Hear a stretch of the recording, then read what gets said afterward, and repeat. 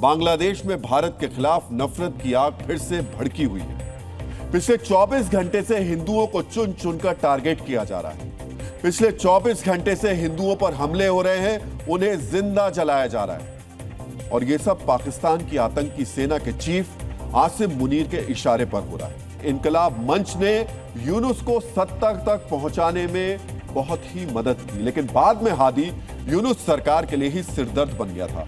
और यहीं से हादी की हत्या के पीछे मुनीर की साजिश के तार जुड़ते हैं।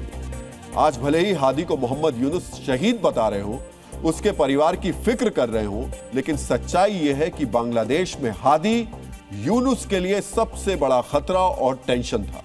आज आपको इसकी वजह भी जाननी चाहिए।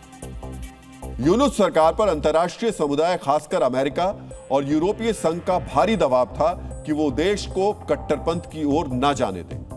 डीएनए मित्रों, लेकिन इनकलाब मंच की विचारधारा इस्लामी राष्ट्रवाद की थी, जिसे अंतर्राष्ट्रीय स्तर पर एक कट्टरपंथी समूह के रूप में देखा जाने लगा था। वहीं यूनुस अपनी सरकार को उदारवादी और लोकतांत्रिक दिखाना चाहते थे, इसलिए उन्होंने इस मंच से दूरी बनानी शुरू कर दी। इससे पहले मोहम्मद यूनुस के करीबी माने जाने वाले छात्र नेता जैसे नाहिद इस्लाम सरकार में शामिल हो गए, लेकिन उस्मान हादी और इकबाल मंच ने खुद को सच्चा क्रांतिकारी बताते हुए सरकार की आलोचना शुरू कर दी।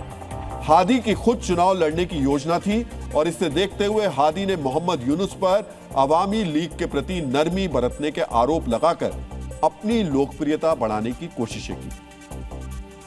हादी की कोशिश बांग्लादेश की कट्टरपंथी पार्टी जमाते इस्लामी बांग्लादेश का विकल्प बनने की भी थी।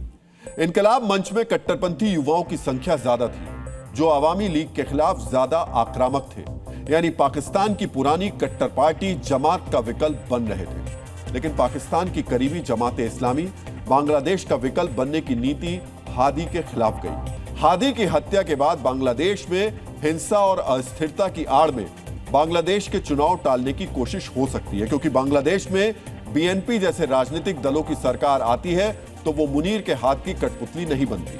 और स्थिरता के नाम पर मोहम्मद यूनुस का सत्ता में रहना मुनीर और पाकिस्तान के लिए ज्यादा फायदेमंद है। इधर हादी की हत्या का आरोप अवामी लीग यानी शेख हसीना की पार्टी पर लगाकर मुनीर ने कट्टरपंथियों को अवामी लीग की जड़ें और कमजोर करने का मौका दे दिया।